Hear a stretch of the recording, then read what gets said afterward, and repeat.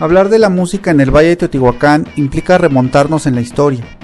Comenzaremos al final del periodo llamado posclásico e intentaremos encontrar los pequeños detritos históricos que llegan a nuestros días del inseparable vínculo entre la música y lo sagrado, que aún en estos tiempos podemos encontrar presente en las múltiples celebraciones religiosas que mantienen esa relación y en los instrumentos que han sobrevivido desde la época prehispánica hasta nuestros días, y que aún podemos escuchar en el Valle de Teotihuacán.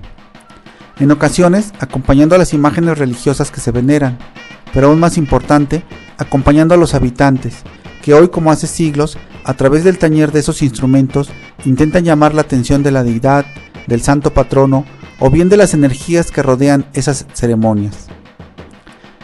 Uno de los instrumentos que ha sobrevivido esta línea de tiempo es el huehuet, tambor legendario que sigue presente en la ciudad de los dioses y cuyo aliento aún hace vibrar a sus pobladores.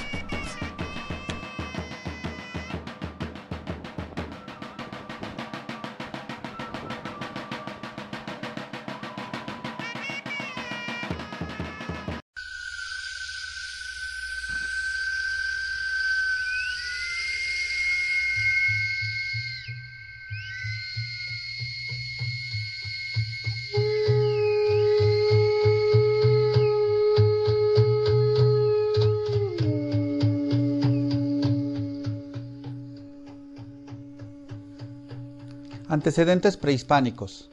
Periodo Acolhua Mexica. Después de la caída de Teotihuacán, la gran urbe del periodo clásico en el altiplano central, transcurre un ambiente de incertidumbre respecto al poder político. Esto trajo consigo un fenómeno migratorio en el que sucedieron diversos reacomodos poblacionales y la conformación de nuevos centros de poder. Tal sería el caso de nuevas capitales políticas como Xochicalco, Tula, Cholula y Cacastla. Como consecuencia de aquella inestabilidad política surgida a raíz de la desarticulación del poder ejercido por Teotihuacán, se gesta el periodo posclásico, el cual abarca del año 900 después de Cristo al momento de la conquista española. Tradicionalmente se divide en dos periodos, el posclásico temprano del 900 al 1200 y el posclásico tardío del 1200 al 1521. Por otra parte, el posclásico en el centro de México puede dividirse a su vez en tres momentos si se toma como base los acontecimientos políticos de la cuenca lacustre. A. El tolteca, que va de la ocupación de Tula Grande hasta su decadencia, del año 900 al año 1150 de nuestra era. El chichimeca, que se inicia alrededor del año 1157 con la llegada de la gente de Xolotl. Y el mexica, desde la formación de la última Triple Alianza en la primera mitad del siglo XV hasta 1521, año de la derrota de México Tenochtitlan por los conquistadores españoles.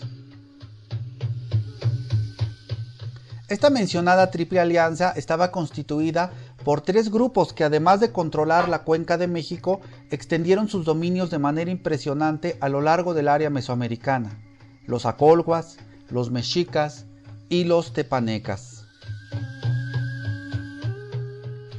El nombre acolhua, a, agua, col, abuelo, antepasado, ua, poseedor, significaría literalmente los que tienen antepasados procedentes del agua. También puede significar señores del lago o moradores del lago.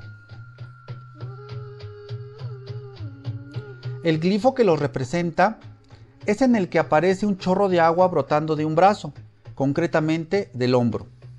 No es ni un pictograma ni un fonograma, sino claramente un ideograma que representa un continente. La raza acolhua en realidad es el resultado del desarrollo de diferentes grupos étnicos asentados en la región oriental del actual Estado de México y la parte colindante del Estado de Hidalgo, siendo principalmente las tradiciones otomís y náhuatl las dominantes. Con el tiempo desarrollan una conciencia tolteca, declarándose descendientes de chichimecas y náhuatl.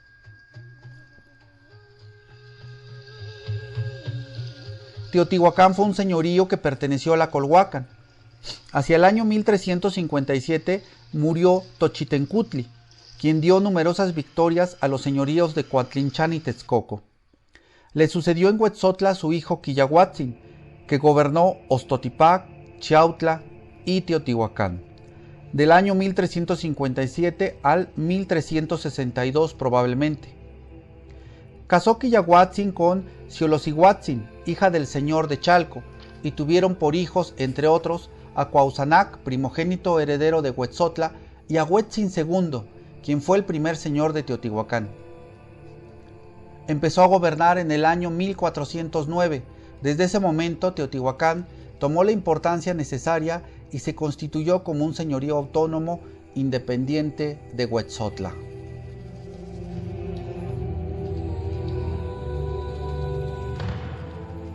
El concepto de la música entre los nahuas.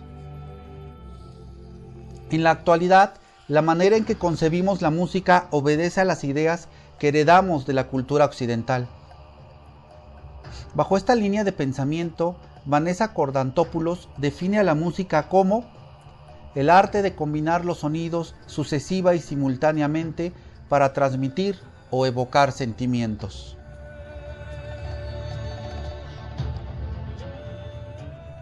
Sin embargo, en las sociedades mesoamericanas, la manera de entender la música difería mucho de lo que ahora conocemos, al grado en que tratar de encontrar el término con el que los nahuas se referían a este arte resulta bastante complejo.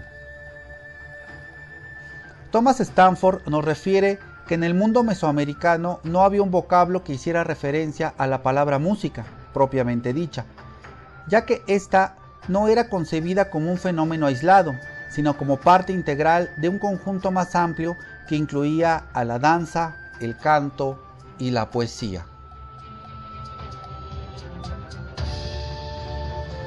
A pesar de las dificultades para encontrar un concepto idóneo, han surgido varias propuestas de distintos vocablos en lengua náhuatl para denotar lo que en esta cultura conocían como música. Thomas Stanford sugiere el verbo pitz-a, que significa vocear, soplar flauta, cantar o hablar alto. El doctor León Portilla señala que para tal fin era utilizado el vocablo náhuatl tlatzotzonalistli, el cual deriva del verbo tzotzona, que significa dar golpes, hacer resonar, o también tlapitzalistli, el cual deriva del verbo tlapitza, que quiere decir soplar.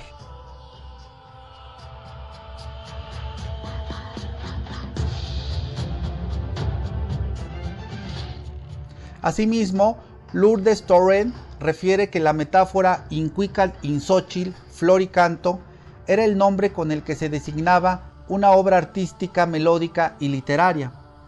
Un texto en verso acompañado por instrumentos y compuesto para ser entonado, o dicho de otra manera, música con palabras.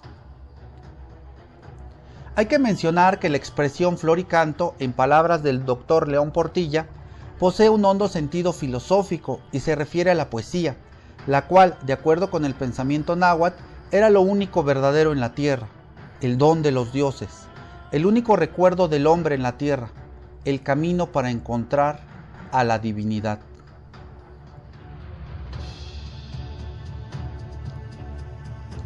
Intentando simplificar los conceptos anteriores, utilizaremos el término cuicatl para referirnos a la poesía, el canto y la música, que es el más común vocablo y cuya representación gráfica era la voluta de la palabra adornada con flores, haciendo referencia a la metáfora del hablar florido.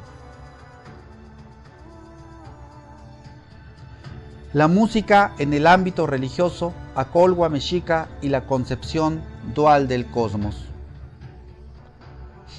Hablar de la función que desempeñó la música en el ámbito religioso náhuatl es algo arriesgado y que necesita un estudio más profundo y más amplio para poder establecer una idea más clara que nos permita entender plenamente la función que desempeñó en su sociedad.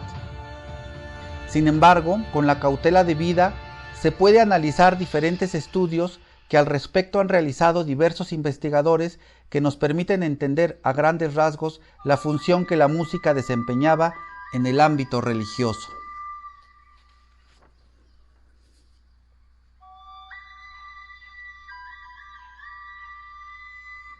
Antes de comenzar, conviene definir lo que se entiende por religión. En este aspecto, Alfonso Caso nos dice: el hombre, colocado ante la naturaleza que le asombra y le anonada, al sentir su poca pequeñez ante fuerzas que no entiende y no puede dominar, pero cuyos efectos dañosos o propicios sufre, proyecta así su asombro, su temor y su esperanza, fuera de su alma, y como no puede entender ni mandar, teme y ama, es decir, adora. Por otra parte, Johanna Broda define la religión como la visión estructurada en la cual los miembros de una comunidad combinan de manera coherente sus nociones sobre el medio ambiente en el que viven y sobre el cosmos en el que sitúan la vida del hombre. Dada la complejidad del pensamiento religioso mexica, Alondra Delgado Reyes plantea y propone que la música estuvo inmersa principalmente en los siguientes tres aspectos. En primer lugar, notamos que aparece en algunos relatos míticos, por lo tanto, hay que destacar su presencia en el tiempo-espacio divino, metafísico. Así la música se encuentra entretejida dentro de un entramado ideológico, en el cual predomina la concepción dualista del cosmos. Por otra parte, dada la importancia que le daban los mexicas a las expresiones musicales, tenemos que había deidades que estaban vinculadas con la música, el canto y la danza. Finalmente, otro elemento en el que se inserta es en la esfera ritual, desempeñando la función de elemento intangible que sirve de vínculo y de comunicación y conexión con un tiempo-espacio sagrado, propiciando un nexo entre los hombres y el terreno de lo divino. Esto nos sitúa ante una nueva problemática, la de comprender los rasgos principales de la religión acolhua mexica, asunto sumamente complicado, ya que, como menciona Alfonso Caso, el pueblo azteca tenía una religión politeísta, fundada en la adoración de una multitud de dioses o de energías, con atribuciones bien definidas en su mayor parte, y ésta se encontraba en una especie de fusión al momento de la llegada de los conquistadores españoles. Sin embargo, a pesar de la dificultad para adentrarse al ámbito religioso de los mexicas, diversos investigadores han tratado de definir sus principales características, entre los que destaca el doctor Alfredo López Austin, quien en primer lugar hace alusión a que el pensamiento religioso mexica se concebía a la dualidad como principio del mundo, como constitución del mundo. Por otra parte, había un tiempo-espacio de los dioses y un tiempo-espacio de las criaturas. De esta forma, la mayoría de los dioses provienen de un lugar mítico llamado Tamoanchan. También señala la existencia de un espacio en donde tenía lugar el curso del tiempo calendárico. Además, los nahuas sostenían la idea de que la sustancia se constituye a partir de dos clases de densidades: la materia pesada, que era perceptible a los sentidos, y la materia ligera, que era imperceptible. Por tal razón, había dos tipos de seres: los mundanos, que eran los que vivían en la tierra, y los divinos, que eran moradores del espacio no terrenal.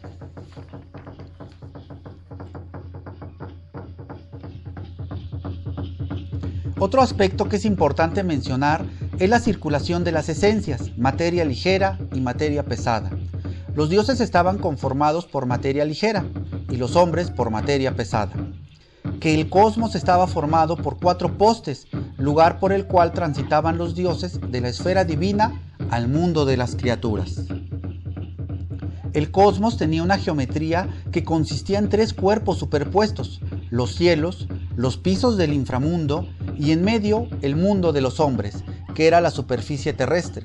El mundo superior e inferior estaban separados por postes de manera horizontal, 5 postes o árboles cósmicos, y de manera vertical el eje central del mundo.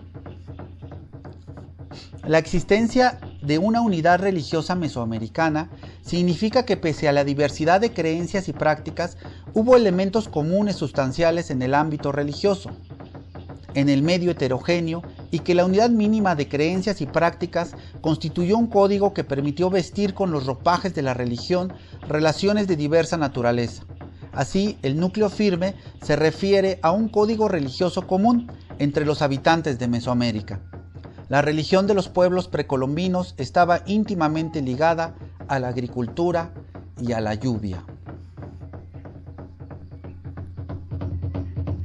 Retomando el concepto dualista del cosmos, tenemos como una de las principales características de la religión mexica la fundamentación de que todo cuanto existe está bajo un principio dual. Esto se refiere a la dinámica del cosmos, se mantiene mediante la alternancia de los opuestos y complementarios. De esta manera, todo tiene su opuesto. Hay una parte femenina del universo y otra masculina, la noche y el día. Incluso las deidades tienen su contraparte. El doble principio creador femenino y masculino se manifiesta en las deidades Ometecutli y Omecíhuatl. Es así como el inframundo es la parte donde se producen los ciclos fríos y húmedos del crecimiento, en tanto que en el cielo es la parte donde se producen los ciclos calientes y secos. Del mismo modo, la materia ligera era una combinación variada de dos tipos de fuerzas, una luminosa caliente y seca y otra oscura, fría y húmeda. Finalmente, se podría deducir que el dualismo comprende las oposiciones, vida y muerte, noche y día, sol y luna. Asimismo, los contrarios no pueden existir el uno sin el otro. En este ámbito es de resaltar la importancia de los mitos, esas narraciones fantásticas que dan sentido a muchos de los elementos que se integran en la naturaleza y en el aspecto divino. La música juega un papel muy importante así en estos mitos. Nos hablan del origen de los seres mundanos, el cierre de cada ciclo. Los personajes de la contienda se convirtieron en seres que nacían en el mundo. Cada creación había ocurrido en un segmento del tiempo calendárico primigenio. Para los nahuas del altiplano central, el tiempo de la creación se divide en enormes periodos que se llamaron soles. Una de estas leyendas se sitúa precisamente en la ciudad de Teotihuacán, la de la creación del quinto sol. Tanto la música como los instrumentos musicales estuvieron presentes en diferentes relatos míticos, en donde con frecuencia se hace alusión a estos, como dones divinos proporcionados por los dioses. Así la música aparece en un tiempo-espacio metafísico y como elemento que sirve de vehículo para la comunicación entre los hombres y los dioses en ese tiempo-espacio sagrado. En este sentido, la música se inserta en esta concepción del cosmos. Ejemplo de ello son dos mitos, en donde ésta aparece en dos escenarios opuestos, por una parte con Tezcatlipoca y por otra con Quetzalcóatl.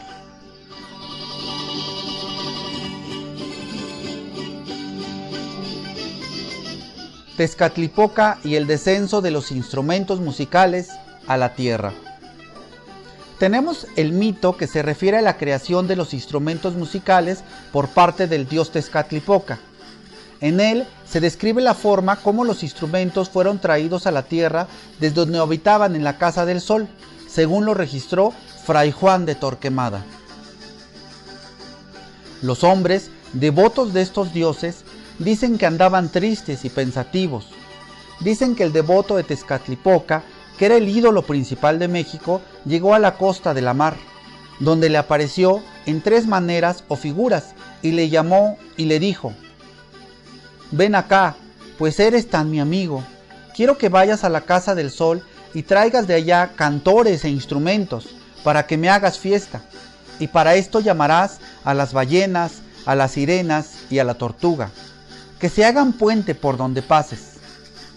Pues hecho el dichoso puente y dándole un cantar que fuese diciéndolo, entendió el sol y avisó a su gente y criados que no le respondiesen al canto, porque a los que le respondiesen los había de llevar consigo.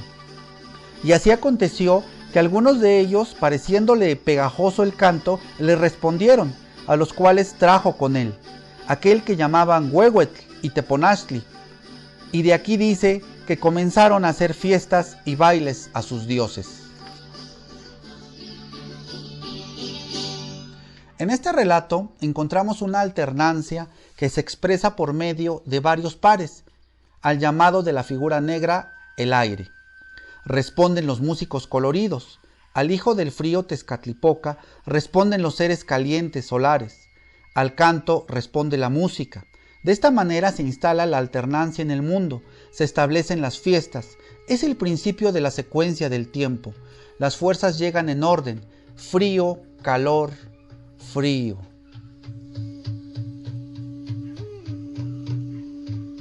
Quetzalcóatl y la trompeta de caracol en la creación del hombre.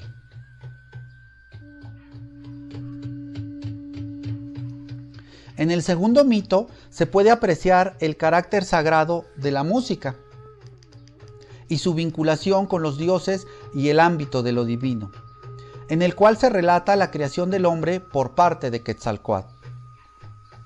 Al principio de la quinta era, Quetzalcóatl bajó al inframundo para buscar el reino del Señor de los Muertos. Ahí tenía que conseguir los huesos de los seres de eras pasadas, con las cuales sería formado el ser humano. Para poder llevarse los huesos, Quetzalcóatl debía tocar 4 veces la trompeta de caracol del Señor del inframundo y dirigirse hacia los 4 puntos cardinales. Sin embargo, la trompeta todavía tenía que ser creada, había que hacerle una perforación para formar la boquilla. Quetzalcóatl lo logró con su magia y con la ayuda de insectos que perforaron el caracol. De esta manera, con la trompeta de caracol tocada por Quetzalcóatl, se anuncia la creación de la humanidad, y es a partir de su sonido que se contacta a las fuerzas del mundo, habitado por los seres sobrenaturales. A partir de los huesos se genera la vida. Toda vida conduce a la muerte. La muerte es la generadora de la vida. Concepción cíclica de las fuerzas del mundo. La muerte y la vida no eran los extremos de una línea recta, sino 2 puntos situados diametralmente en un círculo en movimiento. De pronto, con estos mitos expuestos anteriormente, Oliver Gilhem propone que el hecho de cantar o tocar un instrumento tiene un efecto dinámico. El canto del enviado de Tezcatlipoca provoca el descenso de los instrumentos desde el sol, mientras que el caracol perforado y animado permite a Quetzalcóatl alcanzar los huesos situados en el inframundo y llevarlos a la tierra. Son entonces las oraciones, los cantos o los bailes los que impulsan el ascenso del sol para evitar un mundo quemado. Se requiere una alternancia entre el día y la noche, así el viento o la música intervienen como factores de disyunción. Deidades de la música. Finalmente entraremos en el aspecto de las deidades de la música, el canto y la danza. De acuerdo a diversas fuentes se podría afirmar que en la sociedad mexica existían 2 deidades que estaban relacionadas con la música, el canto y la danza. Estas deidades o dioses a los que se hace alusión son Huehuecoyotl y Xochipilli-Macuilxochitl. Huehuecoyotl. La palabra Huehuecoyotl significa en lengua náhuatl coyote viejo. En el Códice Borbónico aparece este dios agitando una sonaja, razón por la cual se destaca su vínculo con la música y la danza. También era regente de la trecena que empieza con el signo de Cexochitl. Sus orígenes se encuentran desde la época teotihuacana y es uno de los dioses de la música más antiguos y de los principales dioses de los otomís. Coyote viejo a menudo se encuentra pintado de rojo en casi todos los códices, y sus atavíos son un yelmo de coyote, un nudo en la cabeza con plumas y como vestimenta porta un mastlat. También lleva en su pectoral Oyohuali o símbolo de la alegría, mismo que consiste en un caracol cortado en forma transversal. Finalmente, en las manos sostiene una sonaja en forma esférica y una flor.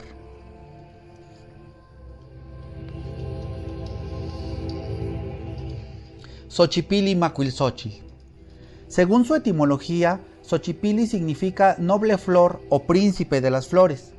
Representa lo placentero y ameno, el canto, la danza, el arte, las flores. Se menciona que las fiestas de este dios se llamaban Xochihuitl, que quiere decir fiesta de las flores.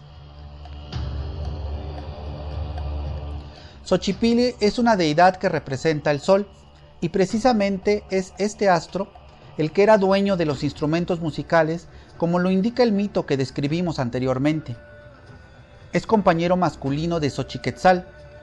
En el plano de la realidad física fenoménica, Xochipilli es el sol naciente.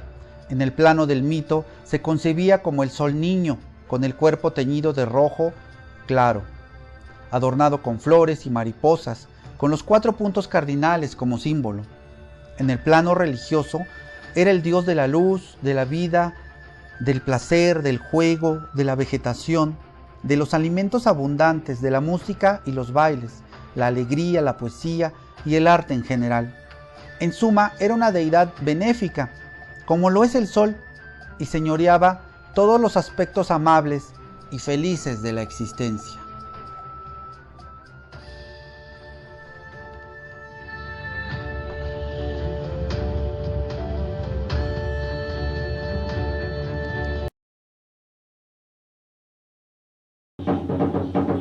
El doctor López Austin nos dice que una de las principales formas de propiciar la circulación o tránsito de las esencias era mediante la ofrenda.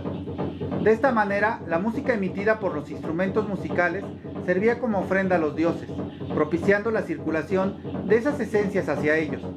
De ahí que la música estuviera presente en las diversas fiestas calendáricas, fungiendo como recipientes divinos, teniendo como función principal la de llamar la atención de los dioses. Huehuet significa viejo y venerado. Se asocia con los guerreros, ya que era un instrumento con el que se dirigían las operaciones militares. De esta manera, el sonido del tambor incitaba el heroísmo guerrero, ya que se tocaba para despertar y encender los corazones de los hombres y aprestarlos para la guerra. Acompañaba igualmente los himnos de victoria o de derrota en la batalla. Asimismo, este instrumento era adorado porque era considerado un dios que vivía en la tierra, probablemente relacionado con Huehueteotl, dios del fuego, y con la mariposa. Este tambor tradicionalmente se elabora del tronco de un árbol, el cual se ahueca y se le coloca en uno de los extremos un cuero de animal. Del otro lado se le forman 3 patas, de ahí podemos ver la relación que tiene con Huehueteotl, ya que estas representan el Tenamastli o Tenamatzin, representando las 3 piedras del fuego del hogar, donde se coloca el comali para hacer las tortillas o bien cocinar los alimentos. Esta misma característica podemos encontrarla en el molcajete y el metate. También estas 3 patas se elaboran con forma de rayo, por la relación de este con el ruido tan estruendoso que hace al descender a la tierra. Varias personas hacen alusión a los latidos del corazón, corazón de los dioses.